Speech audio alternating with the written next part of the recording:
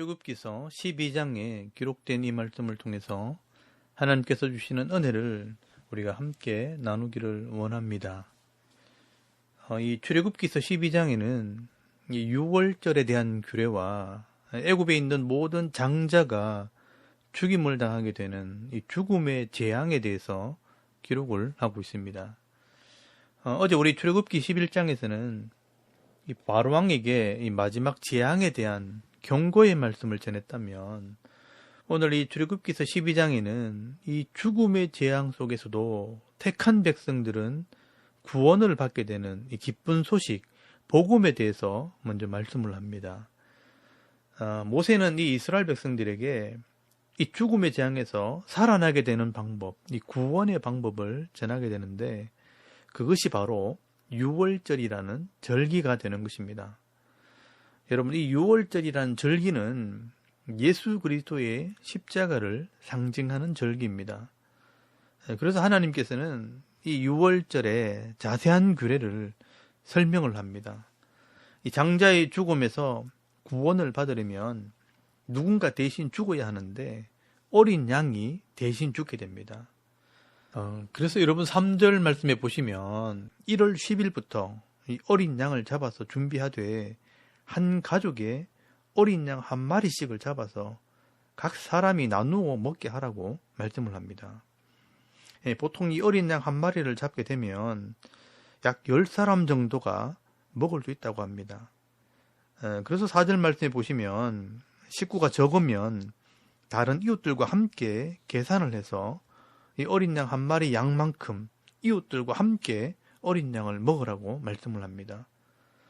그리고 5절 말씀에는 이 어린 양은 흠이 없는 1년 된 숫것으로 하되 양이나 염소 중에 취하라고 말씀을 합니다.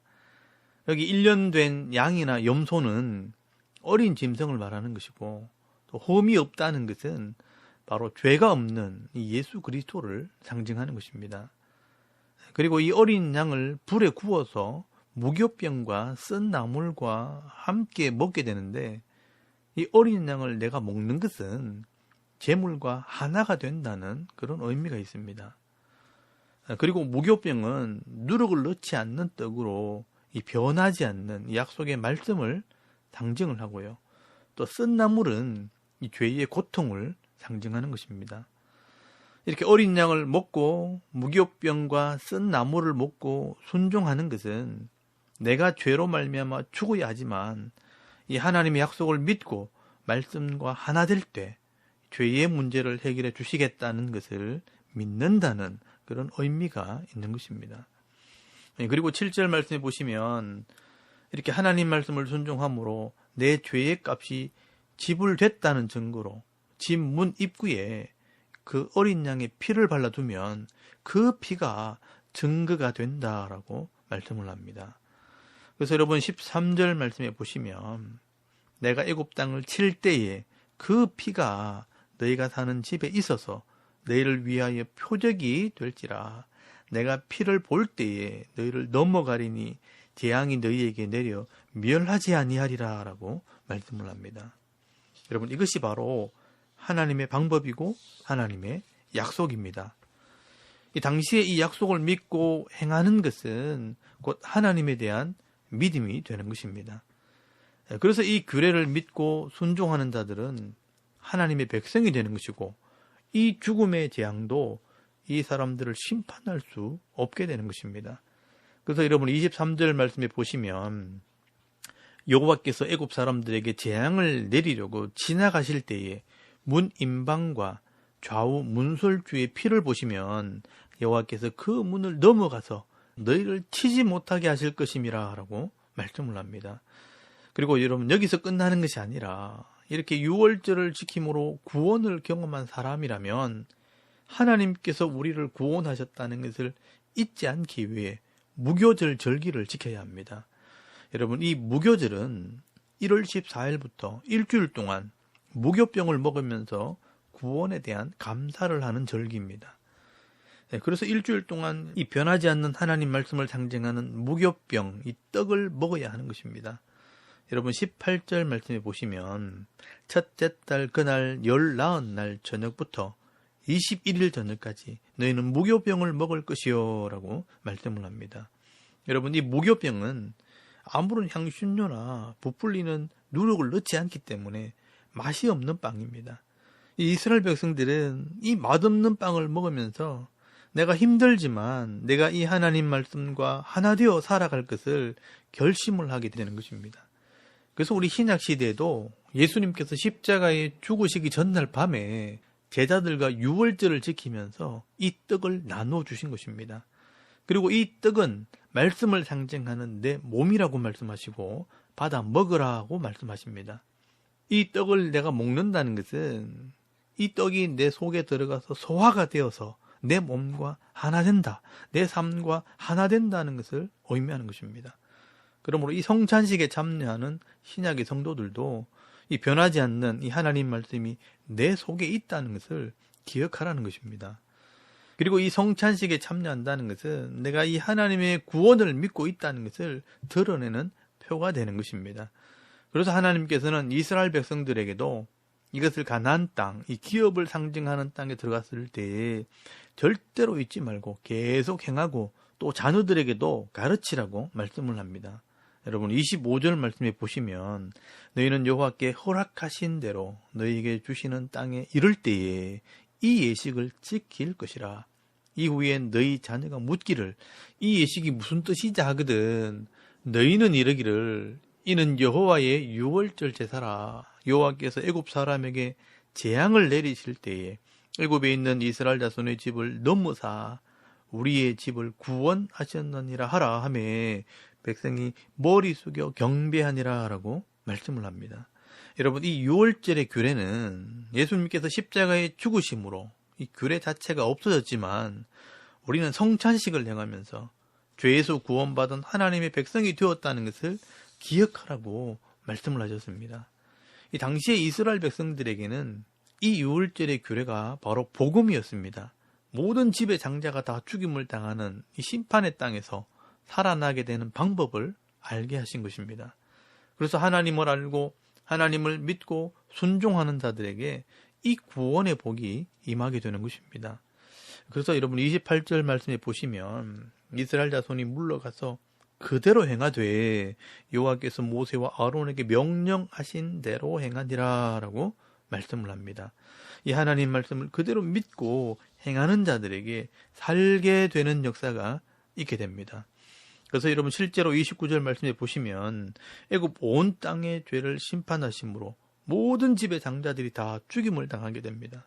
스스로 신이라고 자랑하던 바로의 집의 장자도 죽고 옥에 갇혀있던 사람들의 장자도 죽고 모든 가축들의 처음 난 것도 다 죽임을 당하게 됩니다. 이 죄의 싹은 사망이고 이 사망의 고통에서 아무도 피할 수 없다는 것을 말씀을 하는 것입니다. 그때 여러분 바로가 드디어 모세와 아론을 불러서 항복을 합니다. 이제 이스라엘 자손들, 이 하나님의 백성들은 일어나 여호와를 섬기라 라고 말씀을 합니다. 그리고 여러분 35절 말씀에 보시면 하나님께서 이 죄악의 땅에 있는 은금 폐물과 의복을 가지고 나가라고 명령을 하십니다. 여러분 35절 말씀에 보시면 이스라엘 자손이 모세의 말대로 하여 애굽 사람에게 은금 폐물과 의복을 구하매 여호와께서 애굽 사람들에게 이스라엘 백성들에게 은혜를 입히게 하사 그들이 구하는 대로 주게 하심으로 그들이 애굽 사람의 물품을 취하였더라라고 말씀을 합니다. 여러분 이것은 하나님께서 주신 복을 상징하는 것입니다. 우리가 이 땅에서 구원을 받을 뿐 아니라 하나님의 말씀대로 순종할 때 세상의 부와 영광을 누리게 하시는 것입니다. 사실 이 은금 폐물은 나중에 하나님께 드리는 예물이 됩니다.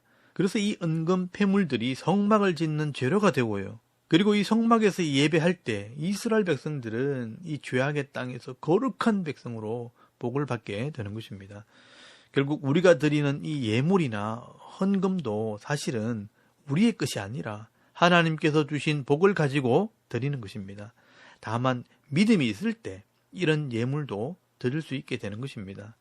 이렇게 이스라엘 백성들이 애굽이라는 이 죄악의 땅에서 종노릇을 했지만 이 하나님의 약속의 말씀을 따라 어린 양을 먹고 그 피값으로 죄의 문제를 해결하게 될 때 이 죄의 종에서 구원을 받고 또 하나님의 기업을 얻어 하나님의 나라를 상속받는 이 구원의 백성이 된 것입니다.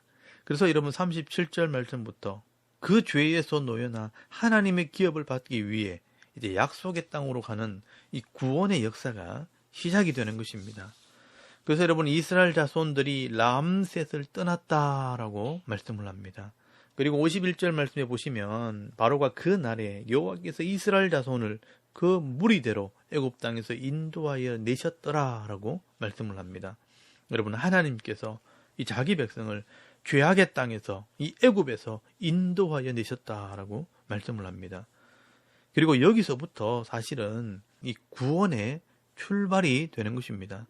죄와 죽음에서는 구원하시고 또 홍해를 지나 시내산에서 하나님과의 인격적으로 만남을 통해 언약을 맺고 그리고 하나님의 기업을 상징하는 가나안 땅으로 인도해 가시는 것입니다. 여러분 이렇게 하나님의 구원은 유월절과 홍해와 또 시내산과 가나안 땅 정복을 통해 설명이 되어지는 것입니다. 여러분 이것이 바로 죄인들을 구원하기 위한 하나님의 구원 계획입니다. 우리가 이런 이스라엘의 역사를 통해 하나님의 구원 방법을 깨닫게 될 때 온전한 믿음을 가지게 되는 것입니다. 여러분 이 구원이라는 것이 그냥 막연하게 이루어지는 것이 아닙니다. 철저한 하나님의 계획 가운데 하나님과의 언약을 통해서 역사 속에서 이루어지는 것입니다. 이렇게 하나님께서 우리를 구원하시는 것을 성경은 죄인들을 구원하시는 하나님의 사랑이라고 말씀을 합니다. 그래서 신약 성경에 가면 이것을 이렇게 해석을 해서 설명을 합니다. 여러분 요한계시록 3장 16절 말씀에 보시면 하나님이 세상을 이처럼 사랑하사 독생자를 주셨으니 이는 저를 믿는 자마다 멸망치 않고 영생을 얻게 하려 하심이라 라고 말씀을 합니다. 여러분 오늘도 우리를 구원하시는 그 크신 하나님의 이 사랑을 깨달아서 구원받은 백성으로 감사하는 삶을 살 뿐 아니라 이 죄에서 구별된 삶, 거룩한 삶을 살아감으로 많은 사람들에게 하나님의 살아계심을 증거하며 살아가는 저와 여러분의 이런 영적인 삶의 모습이 되어줄 수 있기를 주의 이름으로 축원합니다. 아멘. 우리 잠깐 기도드리겠습니다.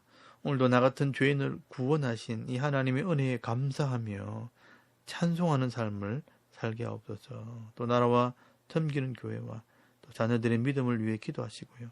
또 개인의 기도 제목을 따라 기도하고 오늘 하루 삶을 또 시작할 수 있기를 바랍니다. 다 같이 우리 하나님께 한번 기도드리겠습니다. 살아계신 하나님 은혜를 감사합니다. 오늘도 이 아침에 하나님을 예배하게 하시고